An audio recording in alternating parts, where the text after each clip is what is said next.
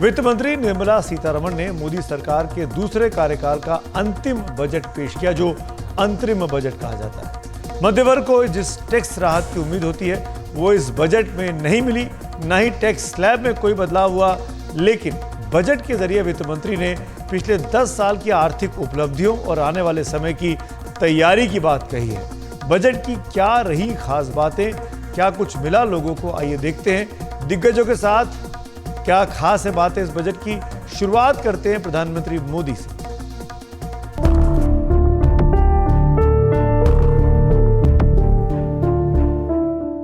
हमने 2 करोड़ महिलाओं को लखपति दीदी बनाने का लक्ष्य रखा था।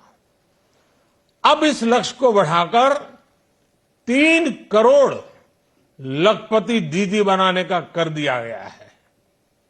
आयुष्मान भारत योजना ने गरीबों की बहुत मदद की है। अब आंगनवाड़ी और आशा वर्कर, उन सबको इस योजना का लाभ मिलेगा। 2019 के जो आपका वोट ऑन अकाउंट आया था, जब पीयूष गोयल साहब वित्त मंत्री थे, तो हमने किसानों के लिए सरकार ने स्कीम की अनाउंसमेंट किया था उस वोट ऑन अकाउंट में, जब 6,000 रुपये उनके अकाउंट में आने थे, पीएम किसान निधि जिसको आप कहते हैं। वो उम्मीद की जा रही थी कि 6,000 से बढ़ाकर इस बार 12,000 या 10,000 या 9,000 हो जाएगा, वो नहीं किया गया। इसकी वजह क्या किसान संतुष्ट हैं 6,000 रुपये से? देखिए, किसान के लिए प्रधानमंत्री मोदी जी की सरकार ने बहुत कुछ किया है, बहुत ज़्यादा काम किया है।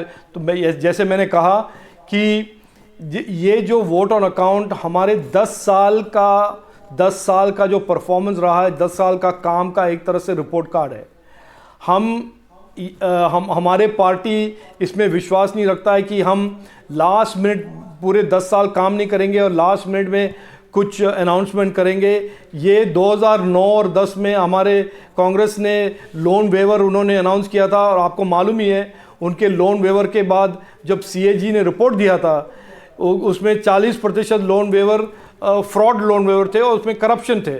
तो हम ऐसे पॉलिटिक्स और इलेक्टोरल ट्राइब की राजनीति में विश्वास करते ही नहीं हैं। हमने 10 साल प्रधानमंत्री मोदी जी ने बहुत मेहनत से हमारे लोगों को कोविड के दौरान कोविड वैक्सीन, राशन, सब कुछ काम किया है। तो ये एक तरह से 10 साल का एक रिपोर्ट कार्ड आज पेश हुआ है। इस बजट की कई महत्वपूर्ण चीज़ें हैं। एक तो फिस्कल डेफिसिट इसने बहुत कम रखा है 5.1% से, और इससे होगा क्या कि गवर्नमेंट मार्केट से कम बोरो करेगी, प्राइवेट सेक्टर जब बोरो करेगी तो इंटरेस्ट रेट कम होगा और इंडिया की इंटरेस्ट रेट रेजीम कम रेट पर होगी, और उससे प्राइवेट सेक्टर ज़्यादा इन्वेस्ट कर पाएगा। और ये बहुत मेरे विचार से सबसे महत्वपूर्ण चीज़ यही है कि फिस्कल डेफिसिट कम रखा। दूसरा कि कैपिटल एक्सपेंडिचर 3.4% रखा है, पिछले साल से बढ़ाया है, पर 3.4 पर भी देखिए अगर 2013-14 से देखें तो करीब 592% इंफ्रास्ट्रक्चर पर खर्चा बढ़ा है सरकार का। और ये जो 3.4 है, इसका भी लक्ष्य ये है कि प्राइवेट सेक्टर आए इंफ्रास्ट्रक्चर बनाने के लिए आगे गवर्नमेंट के साथ मिलके। तो मेरे विचार से ये जो बजट है कई चीज़ों पर बहुत प्रोग्रेसिव बजट है। और ग्रीन डेवलपमेंट में जब सोलर रूफटॉप पर आप जाते हैं तो जो बेनिफिशियरी, जो लाभार्थी सोलर रूफटॉप लगाएगा उसको करीब 15 से 18 हज़ार का फ़ायदा होगा, क्योंकि 300 यूनिट उसको मुफ्त मिलेंगी। और ये मेरे विचार से बहुत ही महत्वपूर्ण चीज़ है। और तीसरी जो महत्वपूर्ण चीज़ है ग्रीन डेवलपमेंट की, कि इलेक्ट्रिक व्हीकल्स और चार्जिंग स्टेशंस पर फोकस किया गया है। तो ये सब कई महत्वपूर्ण चीज़ें हैं जो भारत को एक नई दिशा of blue development, of green development पर ले जाती हैं। पहला सवाल यही, बजट को कितने मार्क्स देंगे आप निर्मला सीतारमण को? मैं 3 शब्दों में बजट को कहूँगा, ये जिम्मेदार बजट है, ये दूरदर्शी बजट है और इसलिए विकासशील बजट है। महंगाई पे यदि आंकड़ों पे आप ध्यान दें तो अभी जो इन्फ्लेशन है वो 5% का लगभग रहा है, और इस सरकार के 10 साल की जो अवधि है उसमें 5.1% का औसताना इन्फ्लेशन रहा है। यदि आप 2004 से 2014 तक का जो अवधि थी उसमें लें तो करीब 9.5-10% का इन्फ्लेशन रहा। तो महंगाई पे तो काफ़ी अच्छी लगाम रखी हुई है इस सरकार ने। पिछले 2 सालों में विकसित देश अमेरिका ले लें, जर्मनी ले लें, सारा यूरोप ले लें, वहाँ पे जो इन्फ्लेशन है करीब 2.5-3 गुना ज़्यादा रहा है हिस्टोरिकल इन्फ्लेशन जो उनकी रही है। इसके मुकाबले यदि आप भारत का इन्फ्लेशन लें तो हिस्टोरिकल एवरेज के मुकाबले सिर्फ 90% यानी कि कम रहा है। तो साफ है कि बाकी जो विश्व की जो अर्थव्यवस्थाएं हैं उनके मुकाबले भारत इन्फ्लेशन में काफ़ी अच्छा कर रहा है, और यही आगे चल के भी मुझे विश्वास है, पूर्ण विश्वास है कि ऐसा ही आगे भी रहेगा। महामारी के बाद जो बजट आई उससे ही सरकार का एक काफ़ी रोज़गार पे एम्फोसिस रहा है कैपिटल एक्सपेंडिचर के थ्रू। यदि आप देखें तो उस बजट में करीब 20% से ऊपर कैपिटल एक्सपेंडिचर बढ़ाया गया। पिछले साल करीब 35% बढ़ाया गया, और उसके ऊपर इस साल जो है 11% बढ़ाया गया है 1,11,000 करोड़ का। तो जो हमारा कैपिटल एक्सपेंडिचर पे जो लागत है वो अभी करीब 11 लाख से ऊपर 11,11,000, तो ये बहुत ही बड़ी लागत है। इससे क्या होता है कि जब कैपिटल एक्सपेंडिचर बनती है, कंस्ट्रक्शन काफ़ी होता है, तो उससे कंस्ट्रक्शन में, इनफॉर्मल सेक्टर में रोज़गार बनती है, और ये हमने देखा भी है। जो वर्ड्स यूज़ किए हैं वित्त मंत्री ने, सबका साथ, सबका विकास, सबका विश्वास, सबका प्रयास, तो इसको अगर मैं अर्थशास्त्री की दिशा से देखूं तो मैं इसको ट्रांसलेट करता हूं sustained fast inclusive growth and development to become Viksit Bharat. विकसित भारत तो सब ने, प्रधानमंत्री, वित्त मंत्री ने, सब ने बोला हुआ है। So that is the big message. इसमें 3 पार्ट हैं, मैं संक्षिप्त में बताता हूँ और आप फिर डिटेल में जा सकते हैं अगर ज़रूरत हो तो। इसके 3 भाग हैं। एक तो है सस्टेन्ड फास्ट ग्रोथ या सस्टेन्ड हाई ग्रोथ, दूसरा पार्ट है इंक्लूसिव, और तीसरा पार्ट है जो कॉम्प्लेक्स इश्यूज होते हैं जिसको तो मैं आऊँगा। तो पहले पार्ट में है वित्त मंत्री ने अगेन पहले बताया कि क्या क्या रिफॉर्म्स किए हैं और अश्योर किया कि ये रिफॉर्म्स चलते रहेंगे, तो काफ़ी एम्फसिस है। दूसरा पार्ट है जो जिसको कहते हैं हम पब्लिक गुड्स इंफ्रास्ट्रक्चर, तो उस पर काफ़ी काम हुआ है, उसका बताया और अश्योर किया, और थोड़े से प्रोग्राम भी बताए जो आगे भी चलते रहेंगे।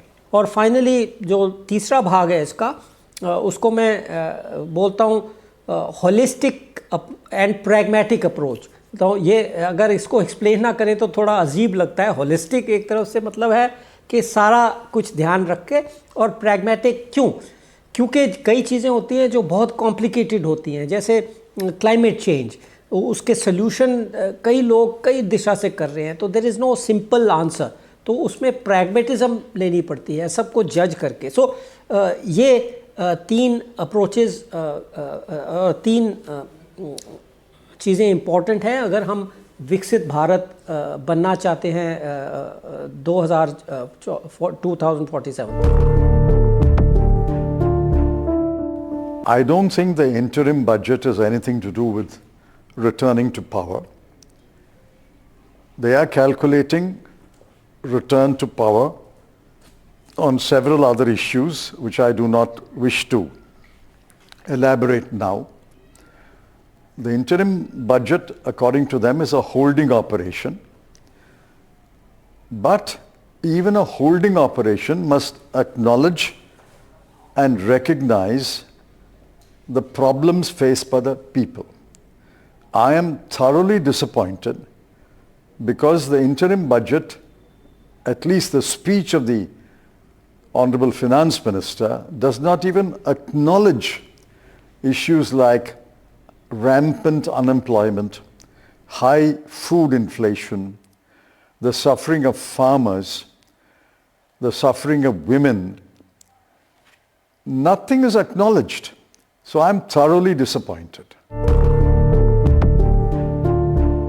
जो बजट भाषण मैंने सुन करके कुछ पॉइंट मेरी समझ में आए, उसमें ये कहा जा सकता है कि बिग पिक्चर क्या है। बिग पिक्चर ये है कि अब ये जो सरकार है ये एक नई जुबान दे रही है पूरे डिस्कोर्स को, और देश को देखती है 4 जाति में। वो जात क्या है? महिला, किसान, युवा और गरीब। तो इन अ लाइटर वेन आप कह सकते हैं कि 4 जात की बात है और 400 सीट की बात है। क्योंकि चुनावी साल है तो मन की बात तो शायद यही होगी कि ये एक बजट ऐसा है जो ये मैसेजिंग दे कि हम कितना एम्बिशियस प्लान लेकर के चल रहे हैं। उसके पहले वो अपना ट्रैक रिकॉर्ड बता रही हैं वित्त मंत्री, और उसमें देखें 2-3 डेटा मैं जिक्र करना चाहूँगा। पिछले 10 साल में 23 करोड़ लोगों को गरीबी से, मल्टी डायमेंशनल गरीबी से बाहर निकाला गया, या 43 लाख करोड़ रुपए मुद्रा लोन के जरिए पहुंचाए गए लोगों के पास, या 70 लाख महिलाएं ऐसी हैं जो अपने घरों की मालकिन हैं। 70% महिलाएं जो भी घर मिले हैं प्रधानमंत्री आवास योजना में। या एक चौथा डेटा आप देखिए कि 34 लाख करोड़ रुपए जनधन योजना से लोगों तक पहुंचे हैं। तो जो एक बड़ी चीज़ हुई है पूरे पॉलिटिक्स में या देश को चलाने में, वो ये है कि डायरेक्ट बेनिफिट ट्रांसफर का सेक्युलराइजेशन हो गया है। ये अब उस लेवल पर चला गया है जो मोस्ट इफिशिएंट स्कीम है। दुनिया भर में इस प्रकार का डिजिटल पब्लिक इंफ्रास्ट्रक्चर बना नहीं है जो लोगों तक सीधे ये फायदा पहुंचा सके। इसीलिए जो हम लोग बातूनी मिडिल क्लास हैं उनको निराशा हो जाती है कि इनकम टैक्स में राहत नहीं दी। इनकम टैक्स की राहत अब एक इस पूरे पीस का बहुत छोटा सा हिस्सा बन गया है। जॉब क्रिएशन पर देखिए, दर्जनों बड़ी बड़ी बातें कही गई हैं। एक का सिर्फ एग्जांपल ले लीजिए। सोलर एनर्जी के बारे में ये कहा गया है कि लोग अपने घर पे सोलर एनर्जी का सिस्टम लगा लें, जॉब क्रिएशन होगा, प्रोडक्शन बढ़ेगा, लोगों को सस्ती बिजली मिलेगी, और जो बिजली इतनी सस्ती मिलेगी कि आपको तो फ्री में दे दी जाएगी 100 यूनिट तक के लिए। तो ये भी एक नया लेयर है बॉटम ऑफ पिरामिड के लेवल पर जॉब क्रिएशन करने का। तीसरी चीज़ है इंफ्रास्ट्रक्चर का पुश। बड़ा इंटरेस्टिंग आंकड़ा निकाला है, 11 लाख करोड़ का जो इन्वेस्टमेंट होने जा रहा है इंफ्रास्ट्रक्चर की बड़ी योजनाओं पर, वो बहुत बड़ी एक्टिविटी जनरेट करेगा और वो जॉब क्रिएटिंग एक्टिविटीज़ होती हैं। इसलिए जो 7% ग्रोथ की बात है वो इससे इस बजट के जरिए, अंतरिम बजट के जरिए कैसे पहुंचा जा सके, उसका एक खाका है। और चाहती वित्त मंत्री तो बहुत सारे अनाउंसमेंट कर सकती थी जो पॉपुलर स्कीम होती हैं, जो मिडिल क्लास को पॉपुलर लगती हैं। वो करने की ज़रूरत नहीं है क्योंकि वो क्लास पहले से ही सरकार के पूरी तरह से साथ में है। अर्थ ये हुआ कि जो फंडामेंटल्स मजबूत करने हैं, देश के ग्रोथ की ज़रूरत को पुश करने के लिए फोकस उस पर है। काफ़ी कुछ विजिबल इंफ्रास्ट्रक्चर पे, काफ़ी कुछ इनविजिबल इंफ्रास्ट्रक्चर पे, और कुल मिलाकर के आप देखिएगा तो ये पाइएगा कि वो सारे फंडामेंटल्स अब एक जगह इकट्ठा हो गए हैं जो इस ग्रोथ इंजन को जोर से प्रोपेल करें। इसको कोई रोक नहीं सकता।